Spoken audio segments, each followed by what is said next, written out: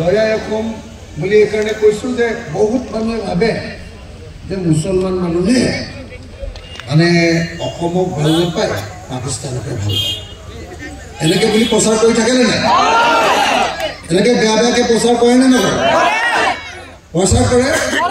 চব মই আজি কাকো নোপোৱাকৈ পটককৈ ডাইৰেক্টলি জয়া অসম দিছোঁ আৰু চবেই হাত টানি জয়া অসম কৈছে তাৰমানে আমি যিখন অসমত আছোঁ সেই আই সেই মা অসমৰ জয় হওক চবেই অসমক ভাল পায় এইটো প্ৰমাণ হৈ গ'ল হয়নে নহয় এইবোৰ কিছুমান মানুহে এনেই বিশেষকৈ বিজেপি RSSৰ মানুহবিলাকে অপপ্ৰচাৰ কৰি হিন্দু মুছলমানৰ সংঘাত লগাবলৈ চেষ্টা কৰে সেইকাৰণে মই প্ৰথমতে চব ঠাইতে মুছলমান এলেকালৈ গ'লে মই জয়া অসম দিওঁ আৰু জয়া অসম দিলে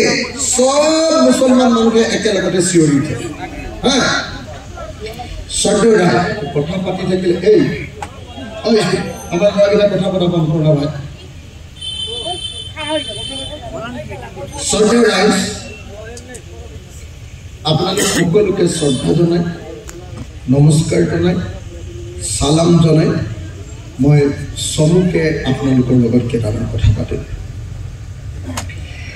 2024 চনৰ 26 অক্টোবৰ তাৰিখটো মোৰ মনত আছে সেই দিনটোৰ পৰা মই ঘৰত গৈ শুবলৈ যাওঁ সেই দিনটোতে মই ঘৰৰ পৰা মিটিং কৰিবলৈ ওলাই আহিছিলোঁ এবছৰ হোৱা নাই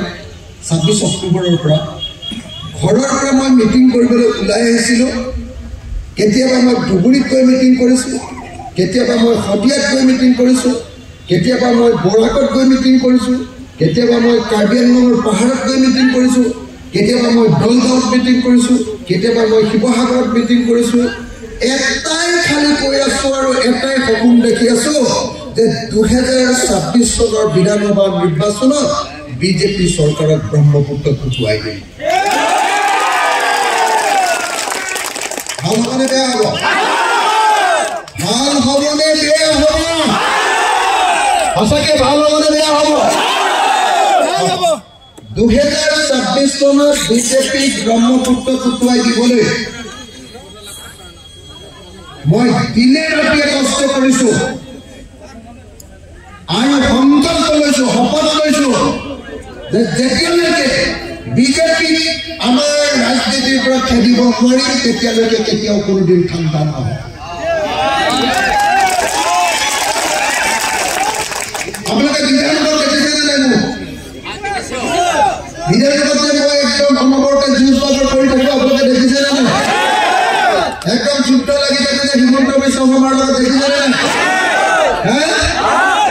126 জন MLA থাকে 126